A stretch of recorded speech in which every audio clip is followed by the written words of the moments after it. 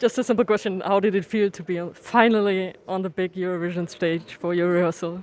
It was wonderful just because I was really, really excited in the sense that, like, you know how the LED is gonna look, you know what the ideas are, you know what you prepared for months and months. But like when it all comes together and you're like, oh, so this is the vision. I love this. You all know what you're doing. So it felt really good. It felt, for me personally, very natural. I was just really excited more than nervous, and it just all felt right. And we've seen pictures as well as a few snippets, but maybe you can explain what did you change from the national final because it looked very different.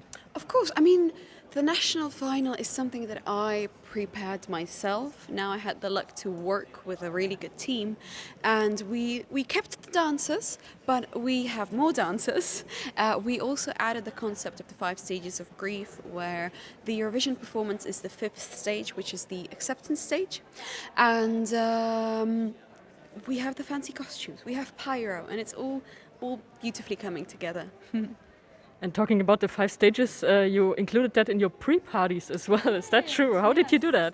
We did it with dancers because each pre-party symbolized one of the stages, and the dancers showed the emotion, for example, of anger or of depression or something like that. And we wanted to have each of the emotions together just because in the final Eurovision performance, each one of the dancers, 4 dancers, represents one of the emotions that you go through when you break up with someone. And is there a lot of work to do now for the second rehearsal, or are you happy? I'm very happy. We already did some tweaks actually yesterday and today. We had some rehearsals, we talked about it, we spoke what we would like to change, and tomorrow it should be all just like easy, gliding, and perfect. Are you still dancing on stage? We saw a lot of dancing in the national final. It's less dancing, less chaos, but there's still some dancing. All right, so we haven't seen that in the snippets. We haven't seen that in snippets. That's all the way in the end, I think. You might have like a dance break moment. All right, and talking about your song, could you just sum up what Pedestal is about? Of course, Pedestal for me personally is sort of like a self-love anthem. I wrote it when I was really, really angry in a relationship, and I sort of needed to remind myself that I should love myself more and value myself and know myself more. And with this song, I hope that people will feel the same way. And it used to be an album track before it got to the national final. It was a single before the album, yes. Okay, so how did you decide to take this one to the national final? It felt like the most energetic one. It represented my own character and personality the best. And I went on tour in October and November, and I saw that the people reacted to that song the most. And I was like, oh, well, let's go for that one then. And it did end up being quite a good song for Eurovision. And although you're doing a lot of promo now for Pedestal, you released 2 new songs.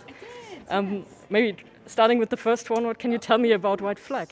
White Flag is about sort of the nostalgia that you get after the breakup where you're like, okay. And it really talks about how, for me personally, I did the work of breaking up and I was just like, bye-bye.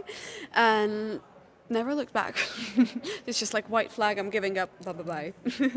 And then I released Hunger last week, and it's a collaboration with a previous Eurovision artist and my friend Taya. And it's a song called Hunger. It's all about body image and sort of like the societal expectations from women. So it's like a Eurovision cooperation. How did you team up with her? Yes. So it's quite funny because I posted a TikTok where I was like, hey guys, it was back in December. I was like, hey guys, I've not done many collaborations. Who should I collab with? And people just started tagging Taya. And because I have known Taya for 4 years now, I just responded to one of the comments being like, Taya, what you think? What you think? And she was like, hey babe, let's catch up. And the rest was history. You live in Brighton. What is British about your music?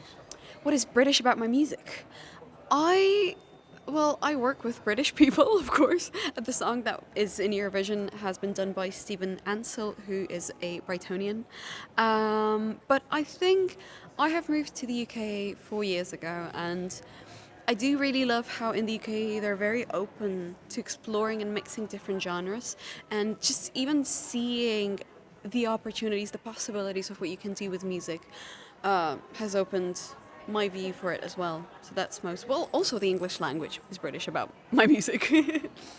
And my last question is, what are your plans for the time after Eurovision? We need more music, of course. Of course. I mean, firstly, releasing an album, going on tour in autumn. I forgot the word.